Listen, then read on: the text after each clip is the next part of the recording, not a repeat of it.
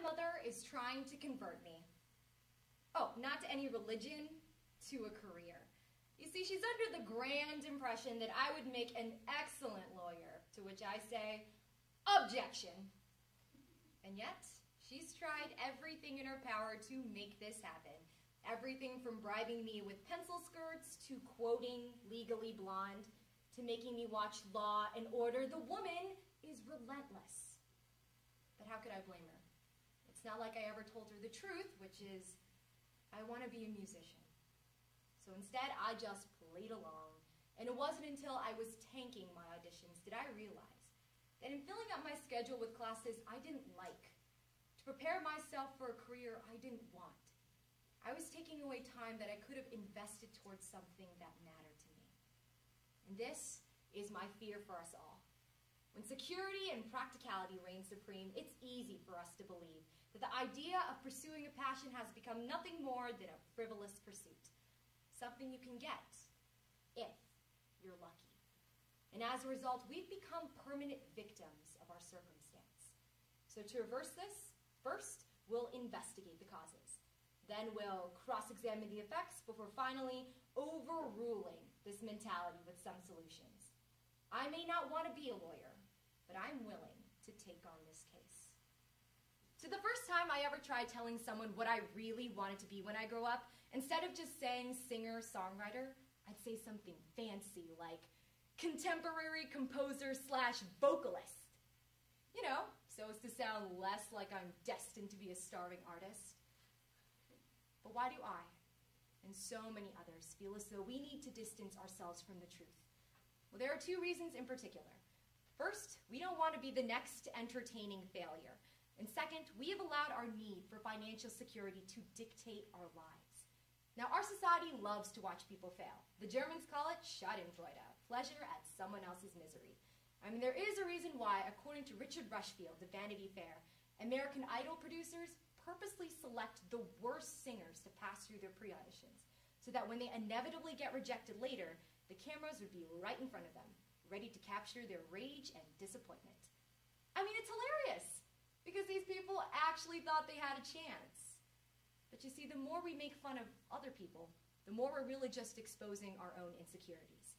You see, we've all undergone what Dr. Thomas Gilovich of Cornell University calls the spotlight effect, where we believe people are paying way more attention to our flaws and failures than they actually do.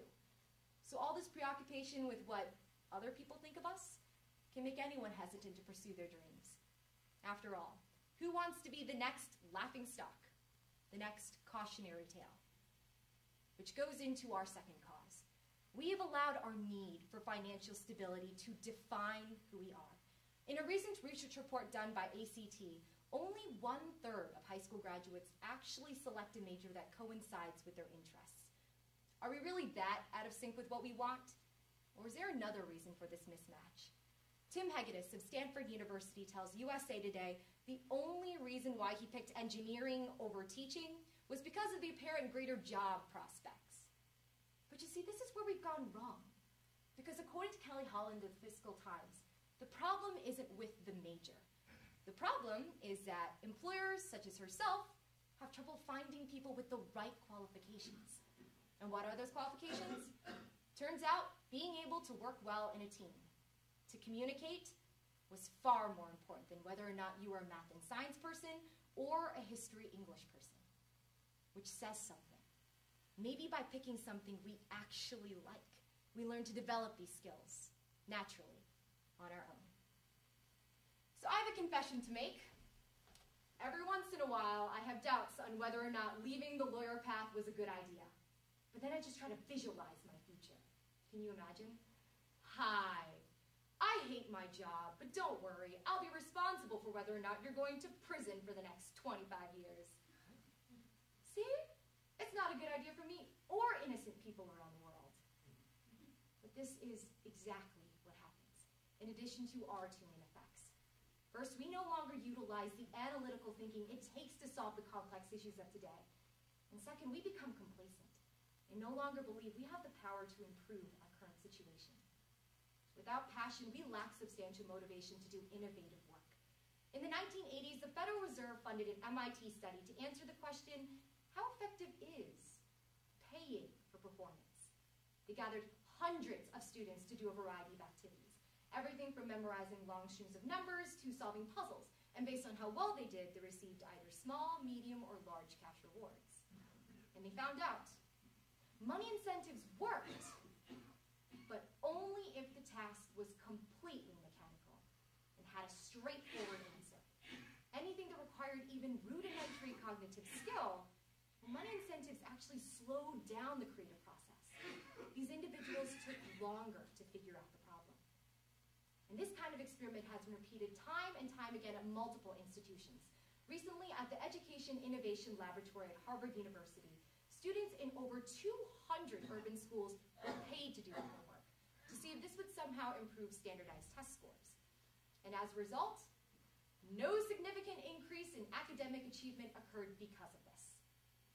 So the very idea that we need to do something because of some monetary reward at the end of the tunnel completely undermines society's progress. Our second effect is how we no longer believe we can become better than the people who we are today.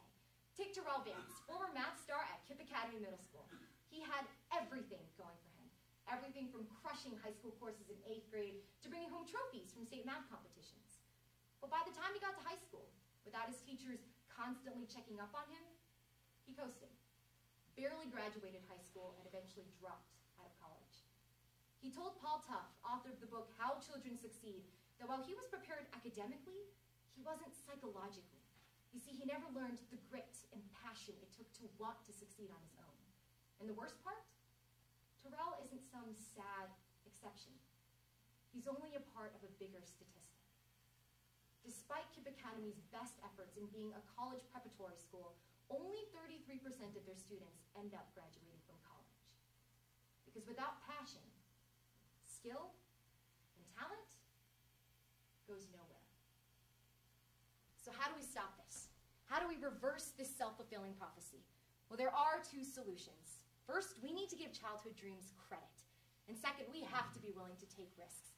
Childhood dreams should never go out of style because it's that wonder that propels us forward. Daniel H. Pink, author of the book Drive, proposes this wild idea of gathering a whole bunch of highly qualified volunteers to create something and then give it away for free. It just seems so counterintuitive to the whole idea of business. But this is exactly how Wikipedia was created. You see, there's something incredible about doing something not because you have to, but because you want to, because it's important to you. Our second solution is to be willing to take risks. Even when they don't pay off immediately, we can still use failures to our own benefit. When I first started posting YouTube videos of me singing, I used to monitor my content like a hawk. If some snarky little kid left a comment saying something like, "Stop singing, you ugly whale," I'd obliterate him in my head, but then obsess over the comment for weeks until it finally registered to me that if more people were listening to my music, eventually negative feedback was something I couldn't avoid. It's been 5 years since I first posted a video. And while I'm proud of the audience I built, I'm more proud of the fact that I'm no longer afraid to hear what my audience has to say to me. It's just as late Professor Randy Pausch of Carnegie Mellon University once said, "Experience is what you get when you didn't get what you wanted. But sometimes experience is exactly what you need." Do what you love so that you'll never have to work a day in your life. Confucius said that. Confucius also lied. Because pursuing a passion is work. The difference is whether or not we have something we love to do so much, we're willing to persevere through the obstacles for it. So today we looked at the causes, the effects and the solutions to our diminishing faith in pursuing a passion. And as for me, well, the tables have turned between me and my mother.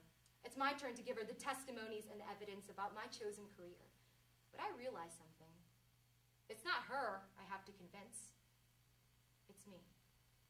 And luckily, when it comes to pursuing a passion, I don't need anyone else to make the argument for me. Meeting adjourned, case dismissed.